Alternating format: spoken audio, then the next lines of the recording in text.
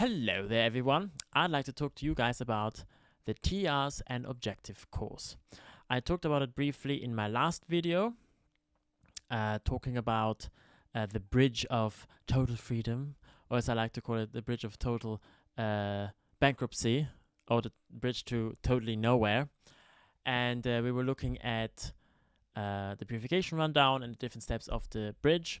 And here I'd like to talk about the next level. After you have done your purification rundown, you would do the TRs objectives. Now, it has been repackaged and resold, this course, and it's not called anymore TRs objectives, it's called differently now. If anybody knows how it is called now, please write it down in the description below. I was trying to find a more up-to-date bridge of total freedom where it would say that, but I couldn't find it. I only found the older versions where it says TRs objectives. So if anybody knows, I'd be grateful. Anyway, and I wanted to talk about the TRs objectives in particular because that is the highest level that I got to, and I didn't even finish it. So I only finished the purification rundown when I was either 8 or 10 years old. I don't remember exactly how old I was. And then the TRs and objectives I started twice. Once I started after I had joined the cadet org. So I joined the cadet org when I was 13 years old, and then I started it with 13, maybe 14 years old. I started doing it, and then I only got up to a certain point, and then I couldn't continue. I was blocked because I had a mental block, and I will talk about that afterwards, later on, why. And then they were not able to handle that, basically. And then some years later, when I was 15, 16, I was still in a cadet org. I then started it again from the beginning to see maybe now it would work, and it still didn't work. Now I'm going to briefly talk about what is the TRs objective course. Well, particularly what are the TRs actually. And now I didn't find anything online directly from Scientology, from Hubbard itself. However, I did find this from Wikipedia, and I read through it, and from what I can remember, it's actually very, very well written. So I'm pretty sure that there isn't anything wrong with that. Maybe it isn't word for word, but it definitely conveys what the TRs are.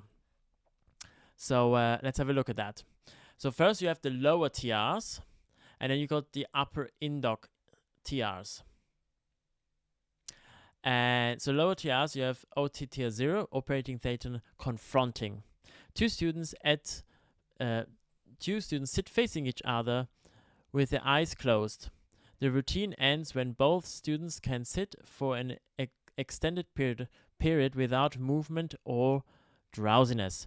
And this extended period, that depends on what level you're doing, because you have different courses, communication courses, and I believe in all of the communication courses you have these lower TRs that you have to do.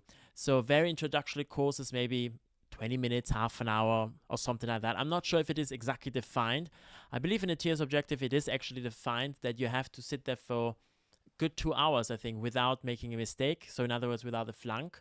And then the supervisor would give you the pass and would say it's okay. And I think you have to do that with every single one. It was about 2 hours, something along those lines. Okay, let me see if I can maybe zoom in a little bit. Bear with me. Okay, there we go. It's much better because then I can read it also properly. All right. Let's see. Oh yes, I've got here the bar, like in the olden days. Okay, good. So that was that. And what doesn't say actually, you sit on 2 chairs with straight backs, and the distance between the 2 people is about 3 feet, so 1 meter, and so it's you're sitting fairly close to each other. And then we got tier 0 confronting. In the first exercise, the student and coach face each other with their eyes open.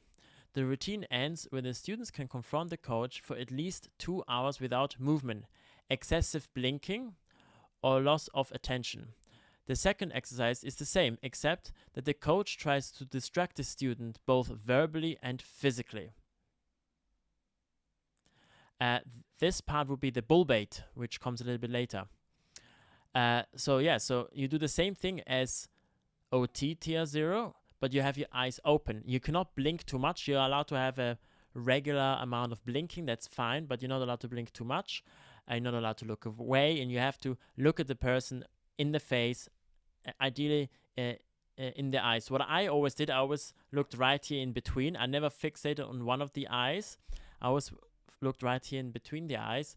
And I think that is where you also get the Scientology stare, because there's some Scientologists who just take this to another level and just stare at you, like almost unblinkingly. I mean, it's quite disturbing, some Scientologists, not all of them. Some of them have this so intense. Now, I don't know if this is because they have done a million hours of this kind of these drills, or because they're just completely overdoing it. But I wouldn't want to encounter a Scientologist, like one of those kind of Scientologists, in a dark alley with flickering light. I mean, that would be scary. Like a Scientology staring at you in that situation. Oh my God, getting goosebumps. Okay, so that's tier 0 confronting. Just sitting there with your eyes open, and and then it says about this verbal and physical. This is this bull baiting. The coach says things to the student to try to provoke a reaction. The coach may say or do anything except leave the chair. The student must be able to sit and watch the coach without getting distracted or reacting in any way. If he does, the coach flunks him and the TR starts over. The coach will attempt to find the student's buttons, things that cause a reaction. The stated purpose of this TRs is to train the student to be there in a communication status without getting distracted. So this basically teaches you to accept abuse of any level. As it says, you're allowed to do absolutely everything except leave the chair. So you're also allowed to snap at people, scream at them, swear at them, tell very, very rude jokes, make fun of them, body shame, and all of the possibilities that you can just imagine. And the coach will also flunk you, even if you don't maybe have a physical reaction, but he can sort of tell you're distracted, you're not paying attention, you're sort of drifting off, your eyes are glazing over, then there will be a flunk as well. And that is pretty much open to interpretation, because it's not anything physical you can actually see. But it's quite tough, and you do this for hours and hours and hours. And something it doesn't say here is, for example, let's say we sit opposite each other, and I am the PC. The PC stands for pre-clear, and that is basically anyone who's being audited, right? Who's doing auditing, or is part of a drill, like a drill like this. I would be the PC, and then the other one would be the coach. So the coach will be doing the drills on me and coaching me, making sure I do it correctly. So if I were at the PC and the coach says, your jumper looks like it smells of farts, and I would chuckle at that, and he would say, flunk. Are you ready? Start. And then he will say this thing again. He will say again, your jumper looks like it smells of fart. And he keeps doing that until I do not react on that anymore. And then he goes on and does something else. He might then pick this up again. Maybe 50 minutes later, he will say the same thing, just to make sure this button I have is flat, meaning I don't react to it anymore, right? And this is something I was particularly good at as a child. I was very inventive and just ridiculous and silly. And so I was often taken when I was a child to do bull baiting with other adults and so on and so forth. So that's actually kind of fun for little children to do. All right. But again, what it does, it teaches you to accept any sort of abuse. And I think this is one of the reasons why I have difficulty expressing certain things, and where I just sort of sit there and just don't show any emotion. And I might feel angry, I might feel very sad and upset inside, but I can't actually tell my face to show it. And this is one of those things I think at least it's influenced by that. I don't know if it's solely because of that. It could also just be part of my character, that I just am that way. But it definitely is influenced by that, I'm sure. All right, Tier 1, Dear Alice. The student reads several lines from Alice in Wonderland to the coach as if saying them himself. The coach either acknowledges the line or flunks the student according to whether the line is communicated clearly. So here the point of it is, you have Alice in Wonderland, and the Hubbard says the reason for that is because it has many short lines. So it doesn't have long sentences or anything like that. So it's much easier. So you take your Alice in Wonderland, and you as a PC would say then to the coach, you say, for example, Alice. So you would read, Alice drank a cup of tea, and then you have to say it. Alice drank a cup of tea, and you have to say it in a way that it isn't wooden, that it just comes from you. And the coach makes sure that it's all correct, and as I said, not wooden. It is all comes out as though it is, you just made this up, And the idea behind that is later on, when you then become an auditor, that you are able to give the commands or ask the questions not in a wooden and robotic way, but in a warm and in a way that the PC then receives it well, right? Dear Alice. All right, Tier 2, Acknowledgements. The coach reads the student lines from Alice in Wonderland. In a reversal of Tier 1, the student must acknowledge each line so as to clearly end the cycle of communication. Okay, so this time, I'm the PC, and then now the coach, he will take Alice in Wonderland, the book, and he will read a line, and I need to be able to acknowledge it in a way that finishes the conversation, so I don't keep it going. So the coach will say, Alice drank a cup of tea, and then I could say, for example, great, or good for her, or excellent. A flunk would be if I were to say, oh, really? What kind of tea did she have? That would be a flunk, because it doesn't finish the conversation. It keeps going with the conversation, right? And this, again, is to learn how to acknowledge something that the PC says, so that the PC feels acknowledged, feels like, okay, he heard what I said, without wanting to get into that too much, because obviously certain things you want to get into, but then you don't ask, but then you say very specific things that are already written down, what you are supposed to ask to question further. So you're not allowed to just frivolously, go on with other conversations like that. All right, acknowledgements. Tier 3, duplicative question. The student repeatedly asks the question, do birds fly, or do fish swim? If the coach answers the question, the student acknowledges the answer. If the coach says anything else, the student advises the coach that he will repeat the question and then does so. So this is one of those wonderful drills where you keep on saying exactly the same thing. So I will be the PC again. The other person is the coach, and I will say, do birds fly? And if the coach says yes, no, I don't know, anything that answers the question, I will say thank you, and then I just repeat the question, and then again, do birds fly? If he were to say, I don't know, let's say I asked, do birds fly? And then he says, the whole week it's been raining, but today it's really nice weather. Because this does not answer my question whatsoever, I will ignore what he says, and I'll say, I'll repeat the auditing question. Do birds fly? And then I'll keep going until the person answers the question. This, again, is to always get an answer to the question. Always get the PC to answer your question. You always have to get an answer, whatever the answer is, right? Okay. Tier 4, originations. The student repeatedly asks the coach a question as in Tier 3. So again, do birds fly or do fish swim? If the coach originates a statement unrelated to the question, the student handles the origin as needed and then continues the routine. So here it picks up the same as we did in Tier 3, where we asked the question, do birds fly, do fish swim?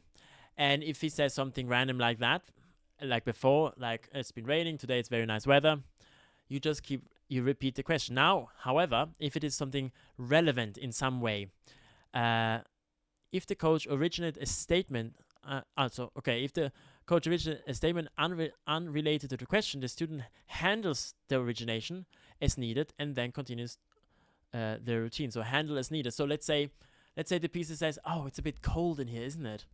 Then I would say, oh, all right, let me put up the heating a little bit for you. Is that better? Yes, thank you. All right, let me repeat that auditing question. Do birds fly?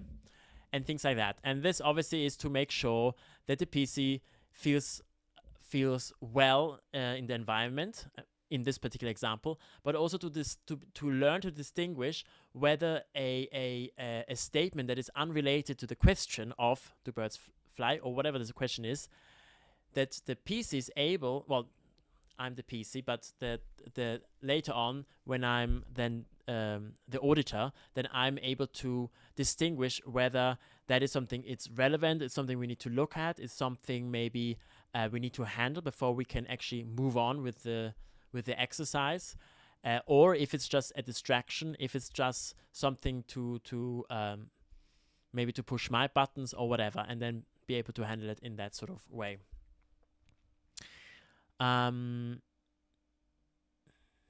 Now something I don't see here. Interesting. Something I don't see here, although maybe I'm misremembering, but I thought there was another TR drill where you take again the Alice in Wonderland book and you basically encourage people to tell more than they actually want to say. So then the coach would say, for example, Alice drank, he would then sort of trailer off, and then you're supposed to say something to encourage. Tell me more. What did she drink? And you do this to entice more information out of the PC, even though the PC sort of doesn't really want to tell you, but you can tell that there is something more, so you entice it out of them. I'm pretty sure there was a drill like that, but it's not here. Again, this is from Wikipedia, so or maybe I'm misremembering, but I thought there was a drill like that as well. Anyway, let's move on. You got now the upper TRs, upper indoctrination, which is beautiful. Indoctrination, yeah, the whole Scientology is indoctrination. Training routine number 6 to 9 emphasizes the student's ability to control people and situation, to control people. That's right. Now you will see it starts with tier 6 and here's tier 4. Where's tier 5? Well, tier 5 was a training routine that Hubbard had originally, and then he removed it.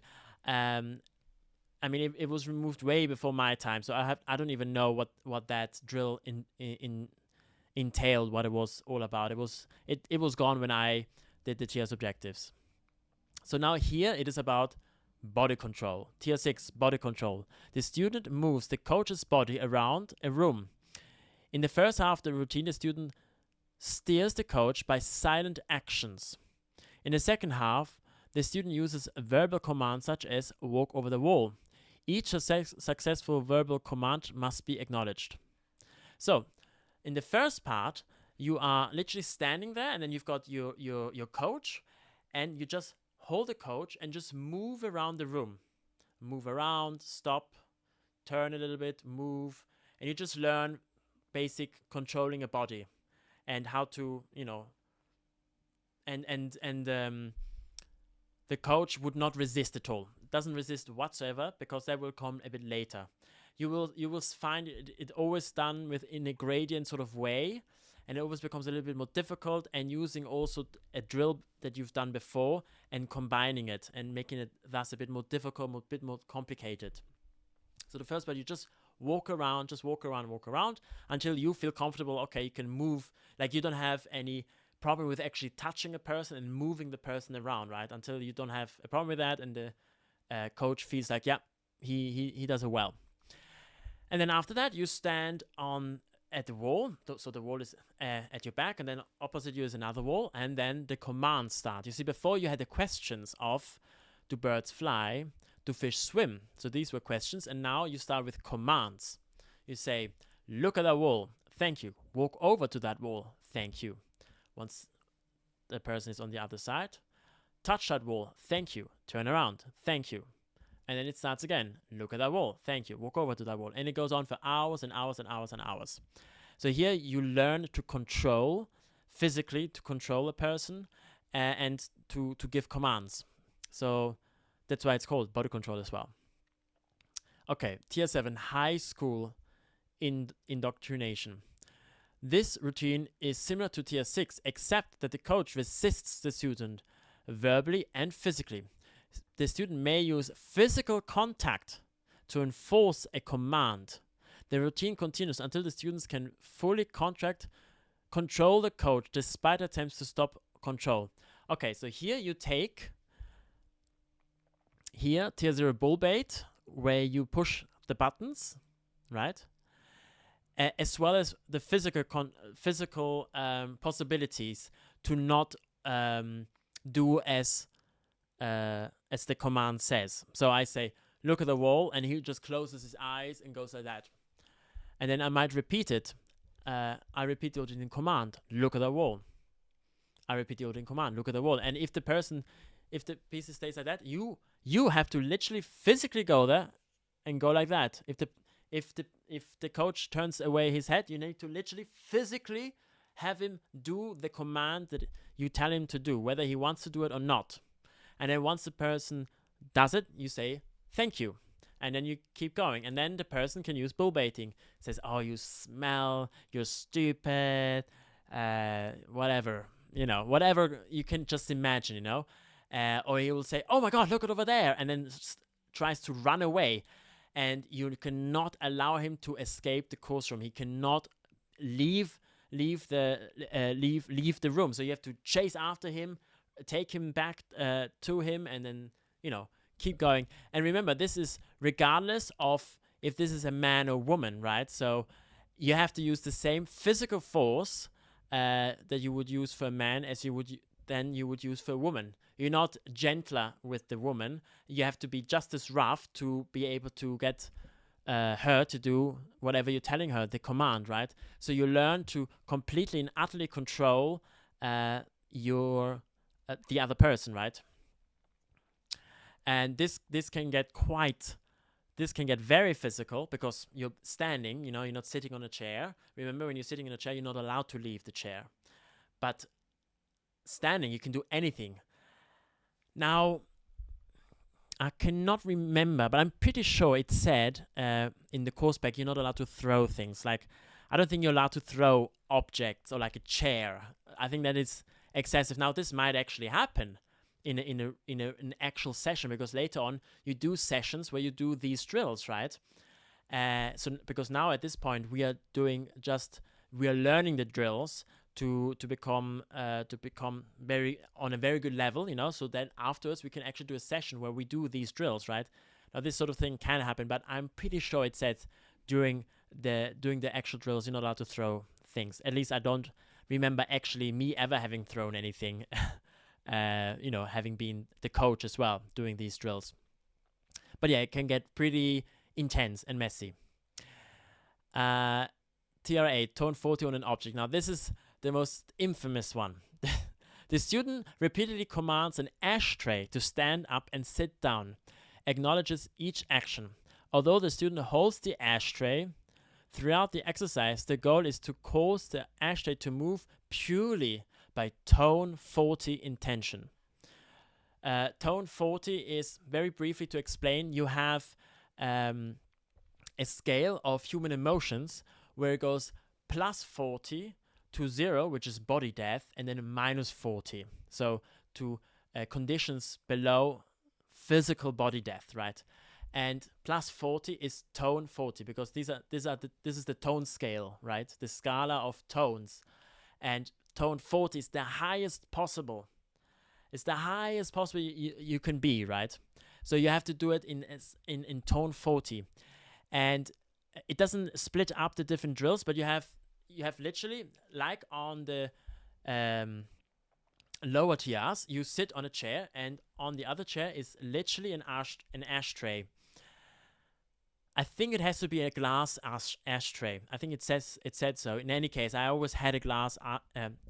Well, why can't I say glass properly? A glass ashtray in front of me, very heavy. And I think the first drill is you have to think the commands. You think to yourself, stand up. Thank you. Sit down on that chair. thank you. But you have to think it. I don't think you actually say it. And then the second part of it is that you actually say it.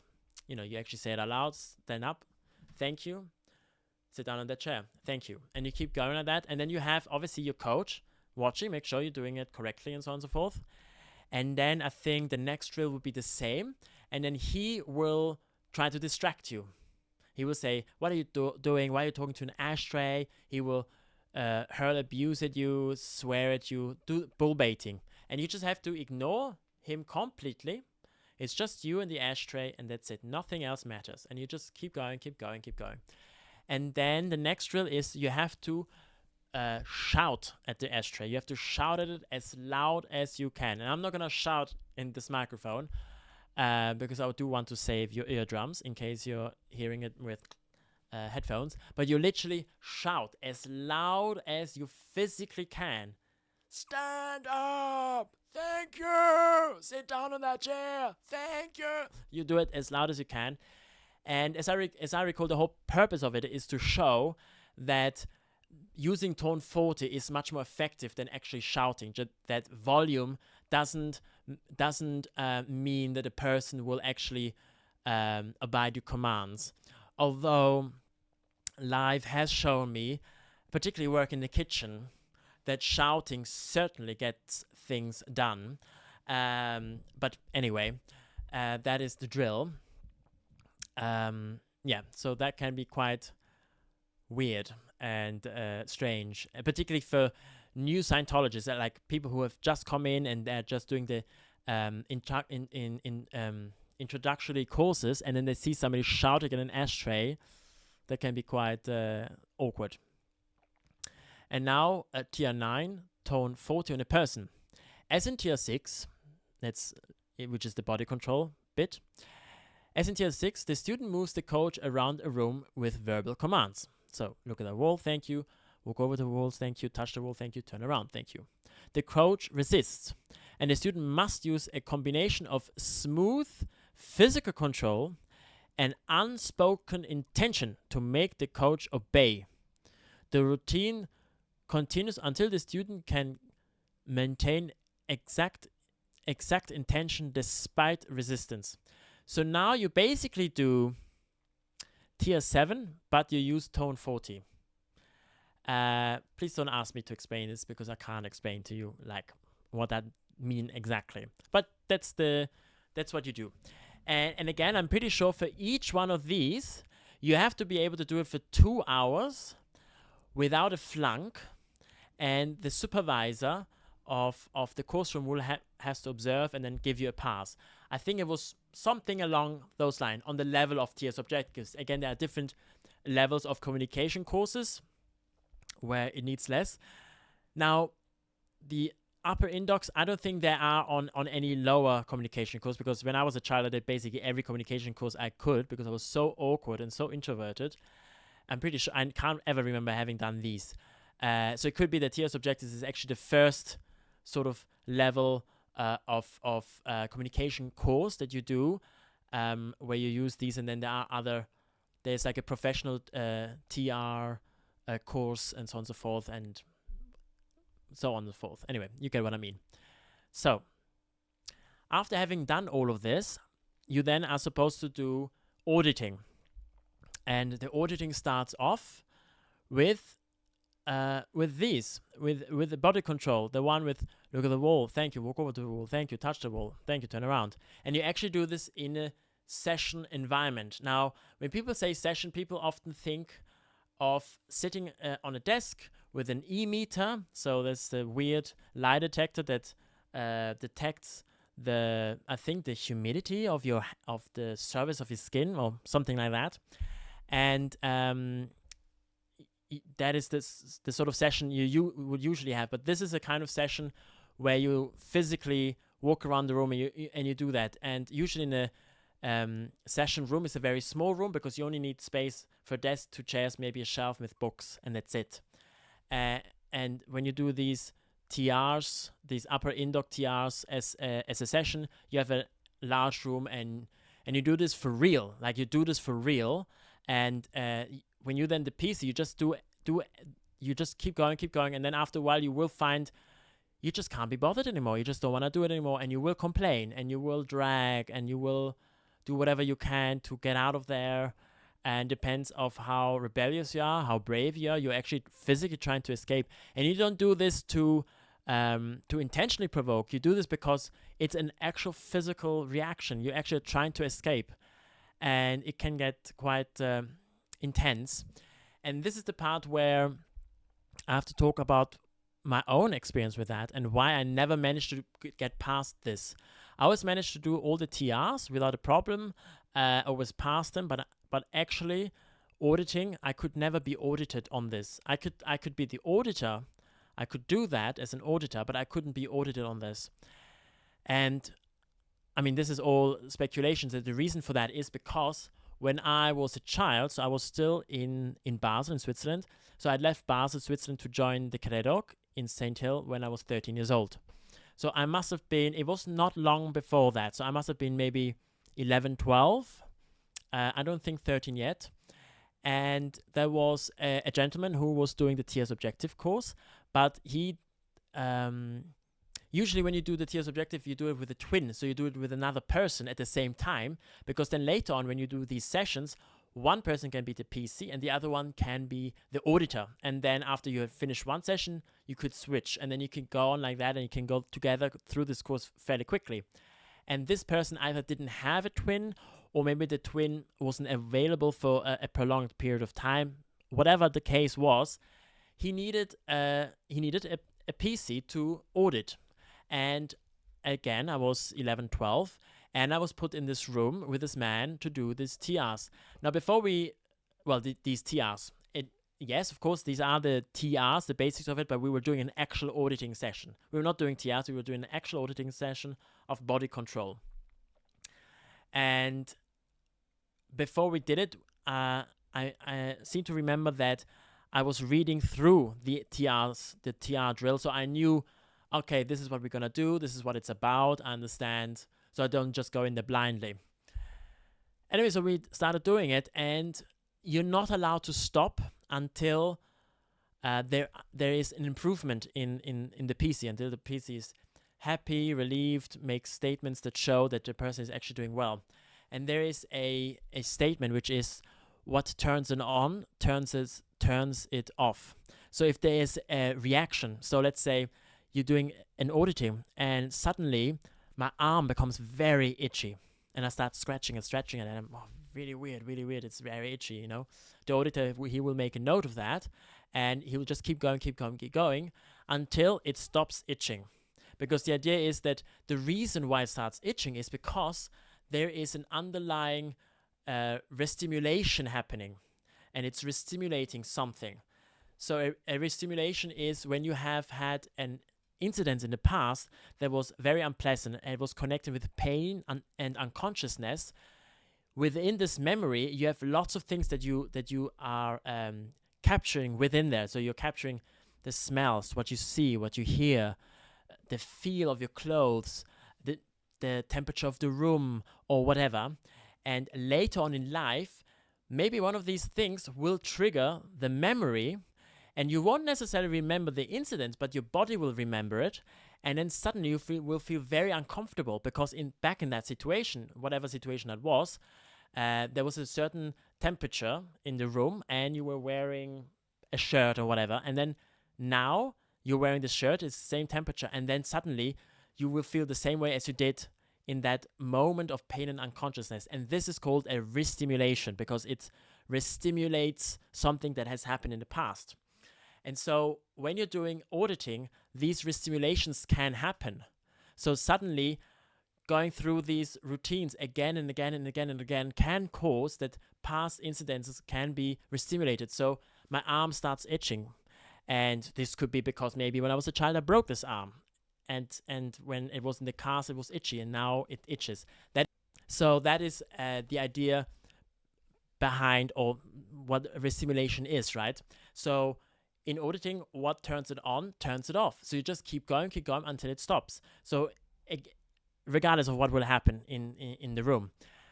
Now, I was doing this drill with this man for many hours, and then after a while, didn't want to do it. I just, no. And then he was physically manhandling me and moving me and picking me up because I was very, very skinny. I was very skinny back then. I'm still quite skinny now. But back then I was like, I could turn sideways and I vanished. It was like a magic trick. And so he just easily picked me up, put me over there. He moved my head, and I started to cry. I started to shout. I recall throwing things at him because there was a table there, and I think there was the course pack there, and maybe some other things. Surely there was a pen there or something. And then I would just throw things at him to make him stop because I couldn't get out. I tried to get out of the room, and I don't remember if it was locked or if he got there before me, and then he just put his foot at the door, so I wasn't able to open it. I don't remember what the situation was. In any case, I wasn't able to get out of there because, of course, again, he's not allowed to let me escape. I'm not allowed to get out because I have to. And he does it because in his mind, he does it to help me. It's for my own good, right? Because obviously I'm very restimulative. So he needs to make sure that I'm basically letting it all out so it doesn't affect me anymore. But essentially what happened, he completely broke me. He broke me like an animal. I resisted. I was crying. I was shouting. I was swearing at him. And at one point, I just realized there's no point because he completely ignored anything that I said, all that I said, pretended nothing that I was saying was in any way of any interest or concern to him. He might have said, "Oh, I understand. We'll just do a bit longer. We'll end the session soon," or whatever he might have said. But it would just go on for hours and hours and hours and hours, and I was just broken. I was completely in apathy, and before that, I was going insane, frankly. I was throwing things at him, shouting at him. I was generally thought I was going mad. And then after that, I was just like almost dead. I was like, I was exhausted. I just gave up because I knew there was no point.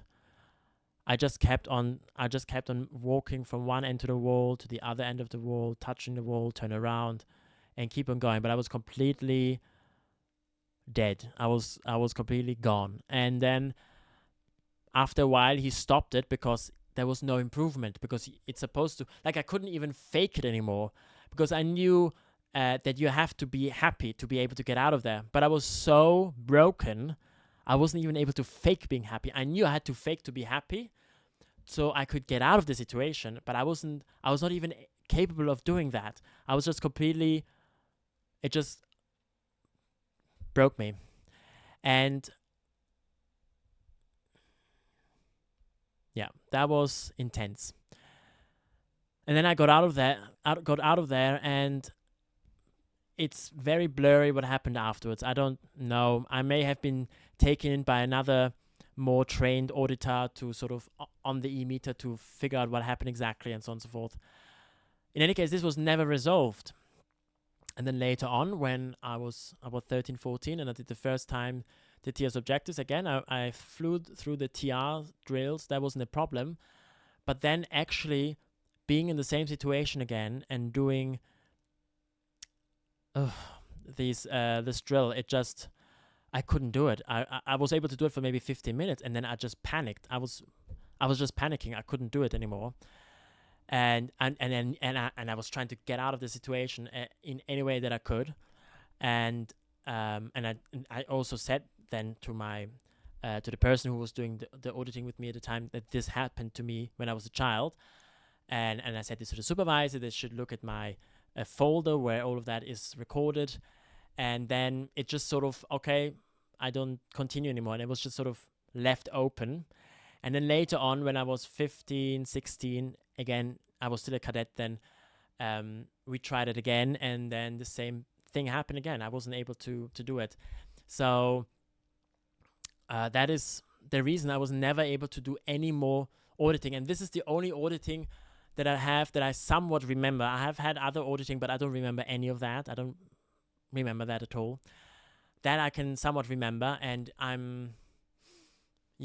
it's a very unpleasant memory, And I think that is something where I wouldn't say that is the point where I completely lost my will, or I completely lost my childishness. But I think that is pretty much the moment where I completely lost my innocence as a child, I think. Or at least some of it, because I when I was younger, before this happened, I was quite, I was serious in the sense I was certainly more serious than children, but I could still be very silly, and I would tell tall tales, and I would be yat yat yat yat yat at the dinner table, not eating my dinner, because I would just make up stories or whatever I would do. And then after that has certainly reduced. I certainly was not as talkative at the dinner table. I was more, I would say I became even more introverted. It was strange because as a child I was quite introverted with other people, but at the dinner table I'd be like like that.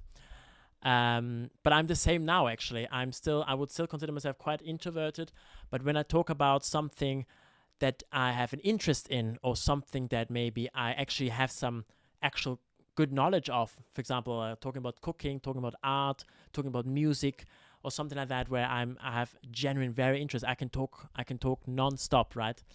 And in other situations, I'm very awkward. I don't say anything at all. But no, what I'm trying to say is that I think I pretty much lost my innocence as a child. From that moment onward, I became much less a child than I was. And in a way, I am glad this happened, because I was stopped from becoming a child auditor. There was a childhood friend of mine. We grew up together in the Basel org. By the time she was 14, she was a professional auditor, and so I'm very glad that didn't happen to me. In that sense, so that is sort of like a silver lining, I suppose. But anyway, that's what happened to me at doing the TRs Objectives, and during the time when I was a child, and receiving this auditing. Anyway, I do hope I didn't bring the mood too strongly down or anything like that. I do hope you found this interesting, instructive. That I hope I conveyed the TRs drills to you well, so you understand them. If you have any further questions, please put them down in the comments below, and I will answer them as well as I can. Oh, darlings, and please do hit the like button if you liked this thing that I just did. If you find my way of talking about this sort of stuff, my own little stories, and explaining the Scientologys, please leave a subscribe. And yes, have an excellent day. Do enjoy, and goodbye.